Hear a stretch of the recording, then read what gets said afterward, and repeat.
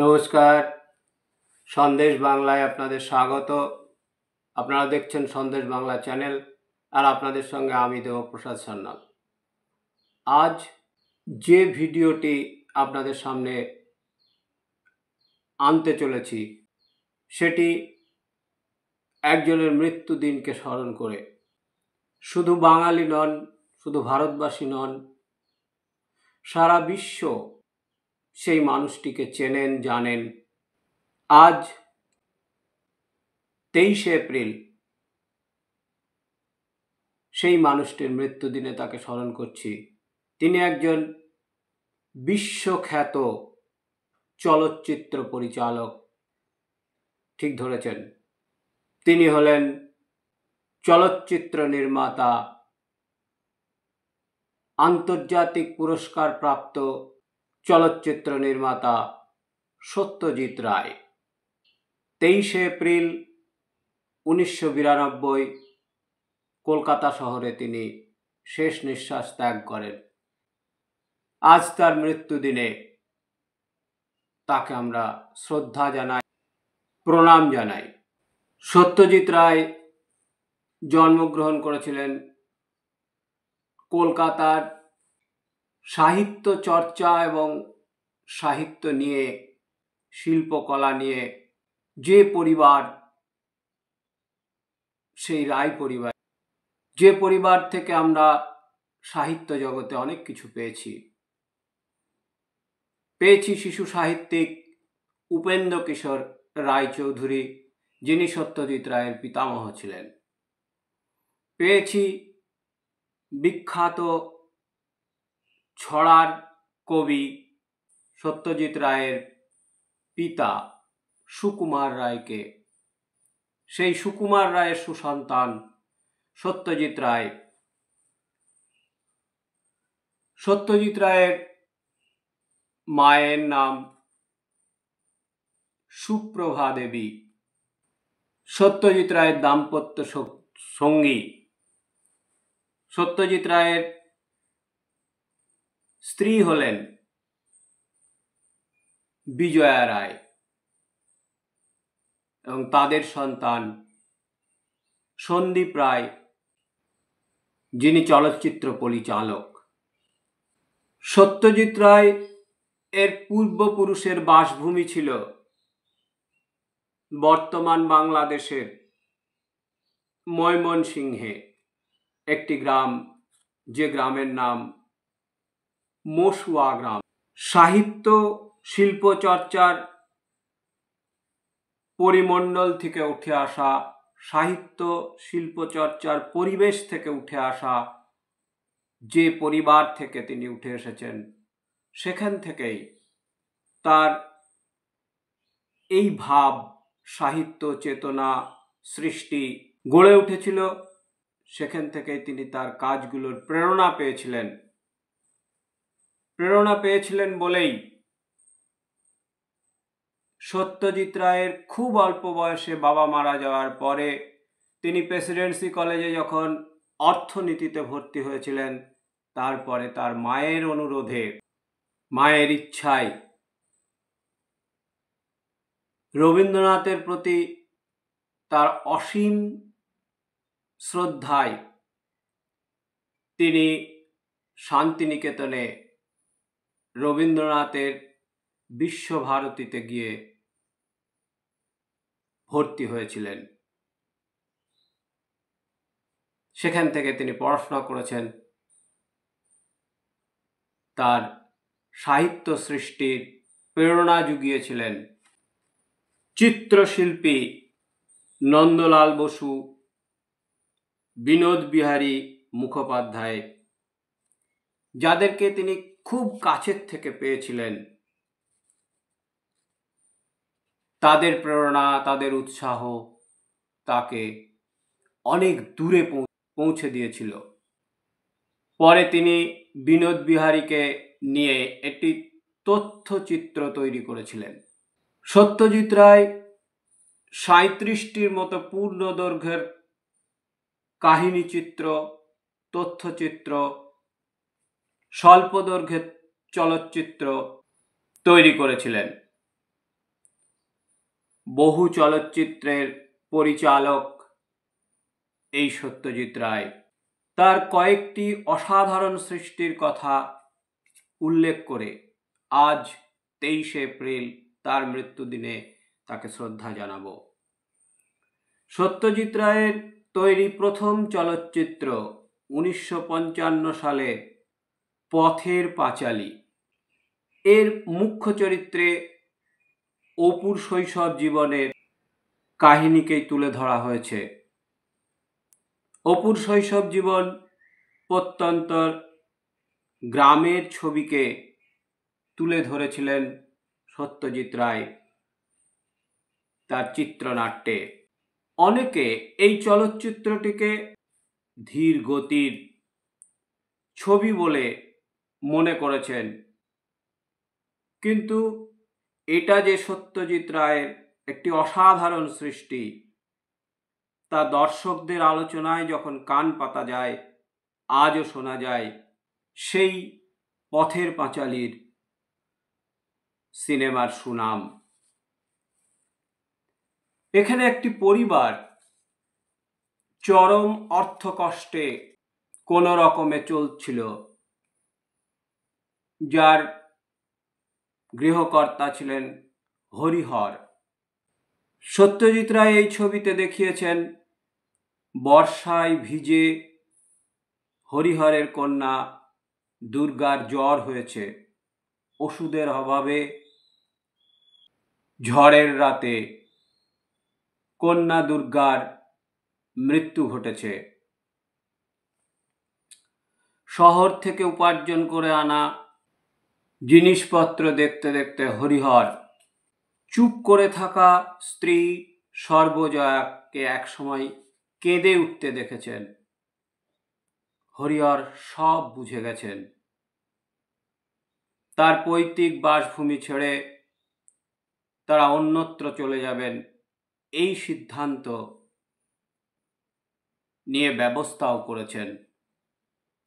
অপু দুর্গার চুরি করা পুঁথির মালাটি হঠাৎ পেয়ে যায়, সঙ্গে সঙ্গে মালাটিকে ডোবার জলে ছুঁড়ে ফেলে। শেষ দৃশ্যে দিকে লক্ষ্য করলে আমরা দেখেছি সত্যজিৎ রায় দেখিয়েছেন গরুর গাড়ি করে অপু তার বাবা মায়ের সঙ্গে নতুন আশ্রয়ের উদ্দেশ্যে যাত্রা করেছে। এই ছবিতে যারা অভিনয় করেছেন, কানু বন্দ্যোপাধ্যায় হরিহর রায় চরিত্রে, করুণা বন্দ্যোপাধ্যায় সর্বজয়ার চরিত্রে, সুবীর বন্দ্যোপাধ্যায়, পিনাকি সেনগুপ্ত কিশোর অপুর চরিত্রে, উমা দাশগুপ্ত। 1956 অপু ত্রয়ীর দ্বিতীয় ছায়াছবি অপরাজিত, এর শ্রেষ্ঠাংশে অভিনয় করেছিলেন কানু বন্দ্যোপাধ্যায়, করুণা বন্দ্যোপাধ্যায়, পিনাকি সেনগুপ্ত, শরণ ঘোষাল ও আরো অনেকে। বিভূতিভূষণ বন্দ্যোপাধ্যায়ের এই উপন্যাসকে অবলম্বন করে যে ছায়াছবি, সেখানে দেখা গিয়েছে মন্দির নগরী বারাণসীতে থাকতেন হরিহর। ধর্মশাস্ত্র পাঠ, পুঁথি পাঠ করে অতি সামান্য উপার্জনে সংসার চালাচ্ছেন হরিহর বাবু। এক সময় হরিহরের খুব জ্বরের ঘোরে তিনি একসময় নদীর ধারে পড়ে যান। ভোরবেলায় সর্বজয়া অপুকে ঘুম থেকে তোলে এবং নদীর পবিত্র জল আনতে বলেন, কারণ অপুর বাবা হরিহর মৃত্যু পথযাত্রী। হরিহর যখন মারা যান, তখন নিরুপায় মা ও ছেলে তাদের নিজেদের প্রাণ রক্ষার লড়াই শুরু হয়। গ্রামে ফিরে এক বৃদ্ধ কাকা পুরোহিতের কাছ থেকে অপু দীক্ষিত হয়ে কাজ শুরু করে। একটা সময় দেখা যায় স্কলারশিপ পেয়ে অপু কলকাতায় আসলে সর্বজয়ার একাকিত্ব জীবন শুরু হয়ে যায়। সময়ের সাথে সাথে সর্বজয়ার শরীর ভেঙে পড়তে থাকে।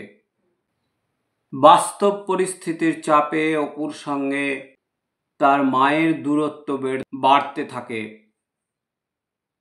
দেখা সাক্ষাৎ কম হয়ে যায়। হতাশাগ্রস্ত মা সর্বজয়া ছেলের দেখা পাওয়ার অপেক্ষায় থাকেন। অপু ছাপাখানায় কাজ নেয়, কিন্তু এক জ্যোৎস্নার রাতে সর্বজয়ার মৃত্যু হয়। অপু শূন্য ঘরে ফিরে আসে, কিন্তু মায়ের শোকে শেষবারের মতো ঘর ছেড়ে শহরের নতুন জীবনের খোঁজে পাড়ি দেয়। সব হারিয়ে যাওয়া অপু। এই সিনেমাটিও মানুষ অদ্ভুতভাবে গ্রহণ করেছিলেন। দর্শক মুগ্ধ নয়নে দেখেছেন প্রেক্ষাগৃহে বসে। 1959 সালে অপুর সংসার বলে সিনেমাটি মুক্তি পায়। পথের পাঁচালী, অপরাজিত ও অপুর সংসার, এই তিনটি মিলে সত্যজিৎ রায়ের ত্রয়ী। সত্যজিৎ রায়ের বিরাট সৃষ্টি, বিরাট কাজ এই ত্রয়ী। এই ত্রয়ী শেষ পর্বের চলচ্চিত্র অপুর সংসার। মুখ্য চরিত্রে অপুর চরিত্র, এটিতে অভিনয় করেছিলেন বিখ্যাত অভিনেতা সৌমিত্র চট্টোপাধ্যায়। অপুর স্ত্রীর চরিত্রে অভিনয় করেছেন শর্মিলা ঠাকুর, অপর্ণা এই চরিত্রে।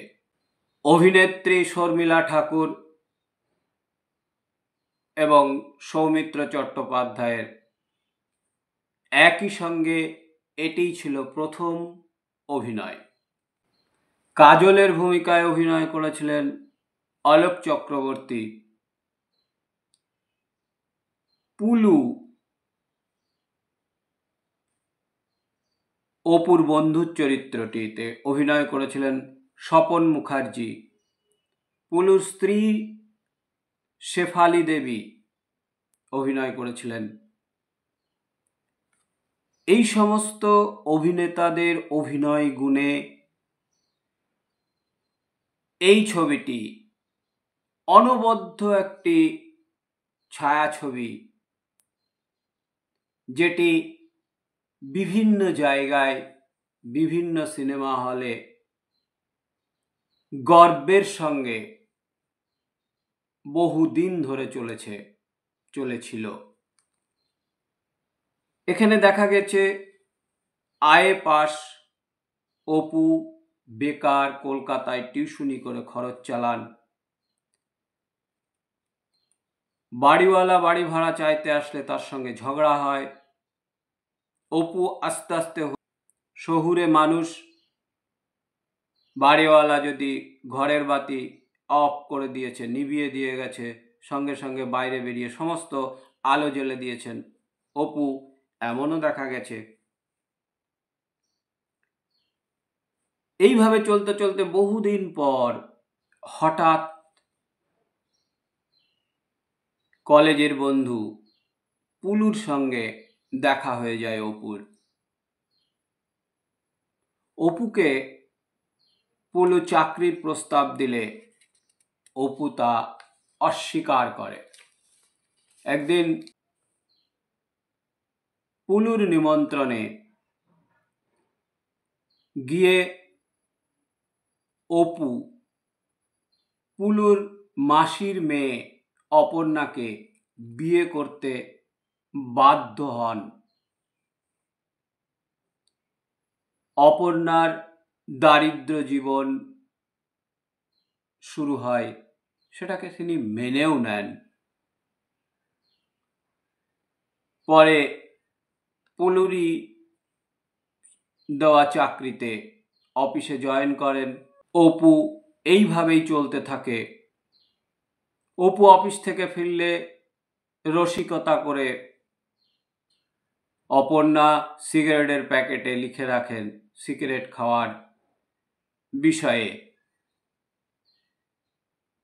অপর্ণা খেতে বসলেও অপু তাকে পাখা দিয়ে হাওয়া করেন, এমন দৃশ্য দেখা গেছে। কিন্তু দুর্ভাগ্য, পুত্র কাজলের জন্মের সময় অপর্ণা হঠাৎই মারা যায়। মানসিকভাবে ভেঙে পড়া অপু আত্মহত্যার চেষ্টাও করেছিলেন। কাজলকে অপুর খুব পছন্দের যে ছিল তা নয়, কারণ কাজলের কারণেই তিনি অপর্ণাকে হারিয়েছেন। কিন্তু মাতৃহারা স্নেহবঞ্চিত কাজলের কাছে কলকাতা শহর ও তার বাবা অপু দুটোই ছিল সমার্থক। কাজলকে তার দাদু বলেছিল তার বাবা কলকাতায় থাকে।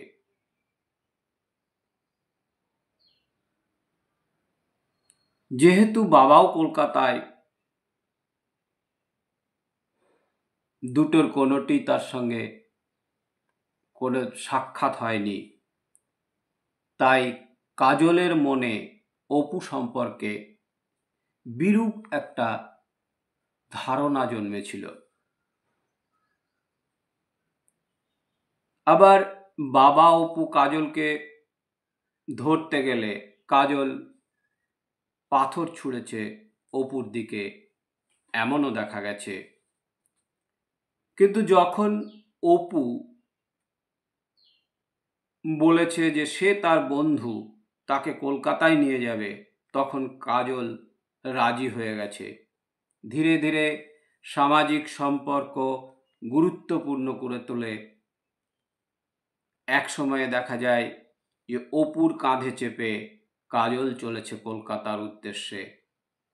এভাবেই একটি অসাধারণ ছায়াছবি তৈরি করেছিলেন, যা দর্শকদের মন কেড়েছিল, আজও মন কাড়ে। সেই ছবি অপুর সংসার। চলচ্চিত্রের ইতিহাসের পাতার বই যতই মোটা হোক না কেন, যতই বাড়তে থাকুক না কেন, যুগের পর যুগ ধরে চলচ্চিত্রের বহু কথা লেখা থাকলেও, লেখা হলেও, চলচ্চিত্র নির্মাতা সত্যজিৎ রায়ের নাম স্মরণাক্ষরে লেখা থাকবে চলচ্চিত্রের ইতিহাসের পাতায়। অস্কার বিজয়ী, অস্কার পুরস্কার প্রাপ্ত সত্যজিৎ রায় বিভিন্ন সময়ে বিভিন্ন আন্তর্জাতিক এবং জাতীয় পুরস্কার এবং সম্মাননাগুলো লাভ করেছেন। তার সংখ্যা অতি দীর্ঘ, কাজেই কয়েকটি মাত্র আমি এখানে উল্লেখ করছি। 1956 সালে আন্তর্জাতিক পুরস্কার শ্রেষ্ঠ মানুষে আবর্তিত প্রমাণ্যচিত্র, বেস্ট হিউম্যান ডকুমেন্টারি, কান চলচ্চিত্র উৎসবেও তিনি পুরস্কৃত হয়েছিলেন। 1958 ভারত সরকারের দেওয়া পদ্মশ্রী পুরস্কার, 1965 ভারত সরকারের কাছ থেকে পাওয়া পদ্মভূষণ পুরস্কার, 1973 সালে দিল্লি বিশ্ববিদ্যালয় থেকে ডিলিট প্রদান করা হয়েছিল। অক্সফোর্ড বিশ্ববিদ্যালয় থেকে 1978 সালে দেওয়া হয়েছিল ডিলিট সত্যজিৎ রায়কে। 1979-তে মস্কো চলচ্চিত্রে বিশেষ পুরস্কারে পুরস্কৃত হয়েছিলেন সত্যজিৎ রায়। 1985-তে ভারত সরকার কাছ থেকে লাভ করেছিলেন দাদা সাহেব ফালকে পুরস্কার। 1992-এ Academy of Motion Picture Arts and Sciences Oscar পেয়েছিলেন এই বিখ্যাত চলচ্চিত্র পরিচালক সত্যজিৎ রায়। 1992-এ ভারত সরকারের ভারতরত্ন পুরস্কার তিনি পেয়েছিলেন। এই 1992-এই সত্যজিৎ রায় আমাদের সকলকে ছেড়ে চলে গিয়েছিলেন চির ঘুমে মধ্যে দিয়ে। সত্যজিৎ রায়ের অন্যান্য বহু চলচ্চিত্র মুক্তি পেয়েছিল, তার সবগুলোকে উল্লেখ করা সম্ভব নয়। চারুলতা, নায়ক, চিড়িয়াখানা, গুপি গাইন বাঘা বাইন, অরণ্যের দিনরাত্রি, সোনার কেল্লা, হীরক রাজার দেশে, আরো অনেকগুলো সিনেমা সত্যজিৎ রায়ের রচিত এবং পরিচালিত নায়ক সিনেমা। মূল চরিত্রে অভিনয় করেছিলেন উত্তম কুমার, অরিন্দম মুখার্জির চরিত্রে।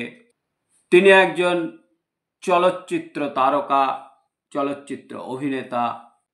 তার বিপরীতে অভিনয় করেছিলেন শর্মিলা ঠাকুর অদিতি সেনগুপ্তের চরিত্রে, ম্যাগাজিন মডার্ন ওম্যান এর সম্পাদিকা এই চরিত্রে। এছাড়াও সোমেন বোস, সুমিতা সান্যাল এই সিনেমাটিতে অভিনয় করেছেন। সত্যজিৎ রায়ের এই মৌলিক চিত্রনাট্য, যেখানে কলকাতা থেকে দিল্লি 24 ঘন্টার ট্রেন যাত্রায় কে ঘিরে একজন সাংবাদিক এবং একজন অভিনেতাকে কেন্দ্র করে অনবদ্য অভিনয় দর্শক উপলব্ধি করেছে, দর্শক দেখেছেন এই নায়ক সিনেমাটিতে। পরিচালনার অসীম ক্ষমতা প্রকাশ পেয়েছে এই নায়ক সিনেমায়। 1969 সাল মুক্তি পেয়েছিল গুপি গায়েন বাঘা বাইন। বাংলা সিনেমার ইতিহাসে একটি খ্যাতির মাইল ফলক সৃষ্টি করেছিল এই সিনেমা। সত্যজিৎ রায়ের পিতামহ শিশু সাহিত্যিক উপেন্দ্র কিশোর রায়চৌধুরীর রূপকথা অবলম্বনে নাতি সত্যজিৎ রায় নির্মিত এই চলচ্চিত্রে অভিনয় করেছেন তপেন চ্যাটার্জি, রভি ঘোষ, সন্তোষ দত্ত, জহর রায় প্রমুখেরা। অসাধারণ অভিনয় গুণে এই ছবিটি, এই গুপি গাইন বাঘা বাইন, যেখানে গুপির চরিত্রে তপন চ্যাটার্জি গানে মাতিয়ে তুলেছেন আর ঢোল বাজিয়ে মাত করেছিলেন বাঘা চরিত্রে রবি ঘোষ। 1980 সালে অসাধারণ ছবি মুক্তি পেয়েছিল। সত্যজিৎ রায় জনপ্রিয়তা চরম উচ্চতায় পৌঁছে দিয়েছিল এই ছবি। সে ছবির নাম হীরক রাজার দেশে, যেখানে আমরা দেখেছি উদয়ন পণ্ডিত ছাড়া সমস্ত চরিত্রই ছন্দ মিলিয়ে সংলাপ বলেছেন। উদয়ন পণ্ডিতের ভূমিকায় অভিনয় করেছিলেন সৌমিত্র চট্টোপাধ্যায়। তিনি স্বাভাবিক গদ্যে সংলাপ বলেছেন, যেখানে বোঝানো হয়েছে যে শিক্ষকই হলেন মুক্ত চিন্তার অধিকারী, বাকিদের চিন্তা অন্যের কাছে আবদ্ধ। তাই অন্যে যা বলেছে, যা করেছে, সেটা মেনে নিয়েই তাদেরকে চলতে হয়েছে। এটাই দেখানো হয়েছিল এই ছবিতে। এই ছবিতে অভিনয় করেছিলেন তপেন চ্যাটার্জি, রবি ঘোষ, উৎপল দত্ত, সৌমিত্র চ্যাটার্জি, সন্তোষ দত্ত, অজয় মুখোপাধ্যায়। এখানে অত্যাচারী শোষক হীরক রাজা, এই হীরক রাজার চরিত্রে উৎপল দত্ত অভিনয় করেছিলেন। নিজের দেশের হীরার খনি থাকা সত্ত্বেও প্রজাদেরকে দারিদ্রতার মধ্যে, চরম কষ্টের মধ্যে দিন কাটাতে হয়েছে। তাদেরকে কোনো রকমে বাঁচিয়ে রাখা হয়েছিল, আর নিজের স্বার্থে হীরক রাজা স্বার্থ সিদ্ধি করে গেছে। একদিন পালিয়ে বেড়ানো উদয়ন পণ্ডিতের সঙ্গে গুপি বাঘার দেখা এবং সেখান থেকেই গণ আন্দোলন সংগঠিত করে রাজার বিরুদ্ধে রুখে দাঁড়িয়ে অত্যাচারী স্বৈরাচারী শাসকের অবসান ঘটানোর ছবি দেখানো হয়েছে, যা অতি জীবন্ত হয়ে উঠেছে। আর ছবিটি হয়ে উঠেছে অতি জনপ্রিয়, যেখানে দেখা গেছে একটা সময়ে রাজা নিজেও তার মূর্তির দড়ি ধরে টানেছেন, দড়ি ধরে মারো টান, রাজা হবে খান খান। সিনেমা, নাটক, এগুলো সমাজের একটা দর্পণের কাজ করে, যার মাধ্যমে অনেক কিছু শেখা যায়। সত্যজিৎ রায়ের এই সিনেমাগুলো দেখুন, মানুষের মধ্যে শুভ বুদ্ধির উদয় ঘটুক, উদয়ন পণ্ডিতের শিক্ষা বিস্তারকে মনে রেখে মানুষ এগিয়ে চলুক। সত্যজিৎ রায়ের ছবিগুলো বারে বারে দেখুন। এইসব সিনেমাগুলোই সত্যজিৎ রায়কে বাঁচিয়ে রেখেছেন। তিনি বেঁচে আছেন তার সৃষ্টি, তার কাজ, এগুলোর মধ্যে দিয়ে, তার কাজের মধ্যে দিয়েই তিনি বেঁচে থাকবেন চিরকাল। তাই একজন বাঙালি চলচ্চিত্র নির্মাতা, সারা বিশ্বখ্যাত চলচ্চিত্র নির্মাতা সত্যজিৎ রায় আমাদের গর্ব। তার মৃত্যুদিনে তাকে স্মরণ করি, তাকে প্রণাম জানাই। শুধু ভারতের চলচ্চিত্র ইতিহাসের নয়, সারা বিশ্বের চলচ্চিত্র ইতিহাসে সত্যজিৎ রায়ের নাম স্বর্ণাক্ষরে লেখা থাকবে চিরকাল।